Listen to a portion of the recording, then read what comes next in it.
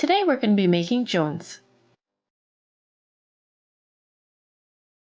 The history of joongs can be traced back to ancient China, where it was initially prepared as an offering for the spirits or ancestors during religious ceremonies.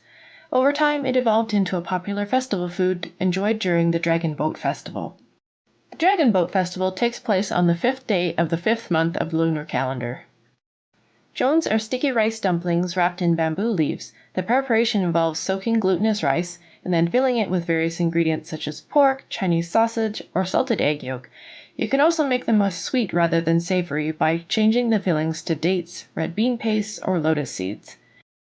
Joongs can be enjoyed hot or cold. They're often reheated by steaming or microwaving before you eat them. Joongs can be stored for an extended period of time due to the preservation properties of the bamboo leaves, which makes them a convenient and portable snack. Joongs making is often a communal activity, with family members or neighbors coming together to prepare and wrap the dumplings. Being in Canada, a Western equivalent would be a family or church coming together to make pierogies or cabbage rolls. The first step on your joongs journey is to soak your glutinous rice. There isn't really an accurate way to determine how much rice you need because it depends on the size of your leaves and how full you make your joongs. You can kind of use a rough and dirty estimate that each joongs will need about 3/4 to 1 cup of rice, though that might also change depending on what you're using for fillings. In our case, Auntie rehydrated a bunch of dried dates because the seeds in them had already been removed. So soak your glutinous rice overnight before you make your joongs the next day. Then you'll need your bamboo leaves. You should be able to get them in packages like this at your local Asian markets. If there's a selection of leaves for you to pick from, grab the ones that are wider. They'll be easier to make your joongs in the long run. So grab the biggest pot you have and put your dried bamboo leaves in it. Fill the pot with enough water to be able to submerge their leaves on their sides. You'll want to take your time trying to fit the leaves into your pot because if you try to bend them too quickly, they'll snap. Kind of think of it like pasta. You want to support the leaves in the hot water until they get soft enough that you can curl them around the inside of the pot. Make sure your leaves are fully submerged under the boiling water and let them cook for 20 to 30 minutes. It's important that the leaves are fully submerged because otherwise they will crack easily when folding and making your joongs. When the leaves are done, they should have rehydrated to a point and turned a nice forest green color. When your leaves are done boiling, rinse them off with cool water. You can leave most of them in the pot, but take some of them out and keep them in a bowl of cool water for the joongs making process. The leaves have two different sides to them. One side will be smooth no matter which way you put your finger along it, and the other side will feel like it's got tiny microscopic hairs. If you rub your finger back and forth along it in one direction, it'll kind of feel like you're brushing velvet in the wrong direction. When you're making your joongs, you want to have the smooth side facing inwards towards your rice. If your leaves were a little bit thin, like ours were, use 2 leaves at a time to make your joongs. With the smooth side facing up, overlap 2 leaves in the palms of your hands, kind of like if you were holding an open book. I'm right-handed, so I always fold the right-hand side of the leaves to the inside of the cup, and I fold the left side around the back of the leaves. The goal is to make it into a cone shape, exactly like an ice cream cone, that you will hold in your less dominant hand, so you can scoop in ingredients with your dominant hand. So again, hold your 2 leaves in the palms of your hands like an open book, fold the right-hand side inwards, and fold the left-hand side around the back. When you have your ice cream cone, take a spoonful of the glutinous rice and put it into the bottom of the cone first.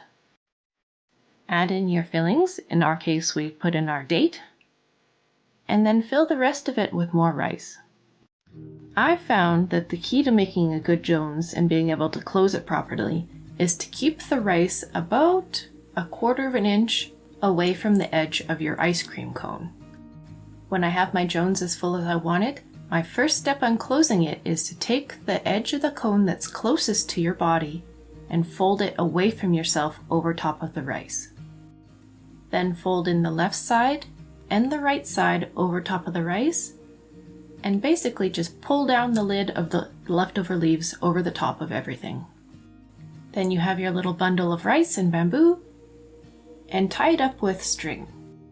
The best string is a food-safe string you can get at your local grocery store or cooking store, that it doesn't matter if it gets boiled or not. There's no rhyme or reason to how you can tie up your joons. You kind of just keep on wrapping and tying until you get it into submission. I've found that the easiest way to do it is to start your string off as a slip knot. Put the slip knot around the joons and pull it tight. Then, after you wrap your string around the joons as you choose, you can use the tail of the slip knot to tie a granny knot with the rest of your string. Then you just do that over and over and over. Prep your string first, tie it into a slip knot so that you have it ready to go. Then put your 2 bamboo over your hands, smooth side up, fold them into an ice cream cone shape, add your ingredients, fold the lip closest to you away from yourself first, fold down the left and right sides, close the lid, and tie it into submission. But what happens if one of your bamboo leaves rips? You can't leave a gap in your joons like this because during the boiling process, the rice will expand out through this gap and it will make a mess. So to solve this problem, if your leaves rip, just grab another leaf and wrap it over the hole. Then with your 3rd leaf surrounding everything, take your string as usual and tie it all together. Eventually you'll end up with a whole pile of them. You can put them right back into the water that you used to boil your leaves. Bring the water to a boil, reduce the heat to let it simmer, put a lid on it, and let it simmer for at least 3 hours. The longer you can let it simmer, the better, because it'll give more times for the sugars of the dates and other fruits you put in it to seep into the rice. An average time to let them simmer would be 6 hours. If you're really hardcore about it and really into joons, then you want to do it for about 8 hours. And there you have it, joons. Like I said in this video, we used rehydrated dried dates because they already had their pits removed, but you can put anything in them that you want.